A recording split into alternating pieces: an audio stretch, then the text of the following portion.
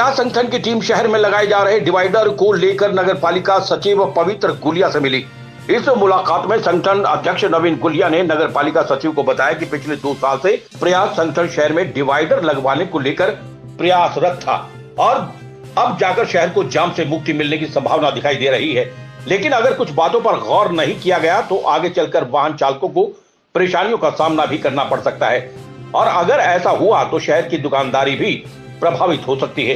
सबसे पहली बात यह कि जब से प्रयास संगठन डिवाइडर लगवाने की मांग कर रहा था तब से एक और मांग उचित पार्किंग को लेकर की जा रही थी, जिसको नगर पालिका ने नजरअंदाज कर दिया। नवीन दहिया ने बताया कि ग्राहक बाजार में अपना वाहन लेकर आएगा, लेकिन डिवाइडर लगने के बाद कई बार दोनों तरफ वाहन खड़ी करने की जगह नहीं रहती। इसके लिए नगर पालिका को दुकानदारों द्वारा अतिक्रमण को हटवाने के लिए साथ साथ दिल्ली चौक और थाना कला चौक के पास पार्किंग की उचित व्यवस्था करनी चाहिए।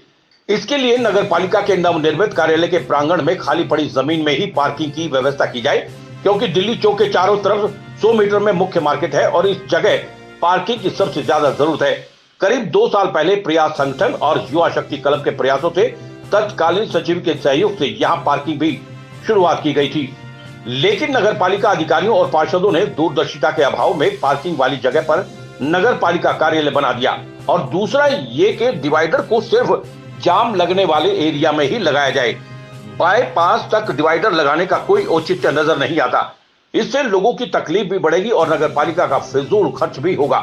खरखोदा की सड़कों की चौड़ाई इतनी नहीं है कि वे डिवाइडर लगने के बाद किसी वाहन को ओवरटेक किया जा सके।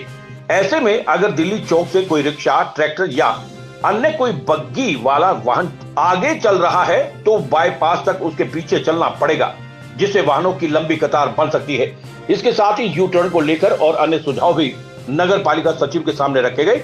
नगर पालिका सचिव ने कहा कि सभी सुझावों को ध्यान में रखेंगे और विचार विमर्श करके उचित सुझाव पर काम किया जाएगा। इस मौके पर विजेंद्र जांगड़ा, संजू, मदन सैनी, योगेंद्र सिंह मार, गौरव बंसल आदि मौजूद थे। पिछले 2 साल से प्रयास संगठन खरखोदा में जाम को लेकर अलग अलग कार्य कर रहा था। मसलन पहले हमने रोड को दिल्ली चौक से लेकर और थाना चौक तक वन डे करवाया था, जिसमें कि कुछ दुकानदारों को आपत्ति थी कि भाई उनके ग्राहक कम हो गए और उनको आना पड़ता है काफी दूर से। तो उसके बाद हमने दिल्ली चौक पर एक पार्किंग शुरू करवाई थी व्हीकलों के लिए, ताकि जाम से छुटकारा मिले। और साथ ही मैंने मांग की उस टाइम के अधिकारियों से भी कि शहर में जो है डिवाइडर लगवाए जाए ताकि शहर को जाम से मुक्ति मिल सके।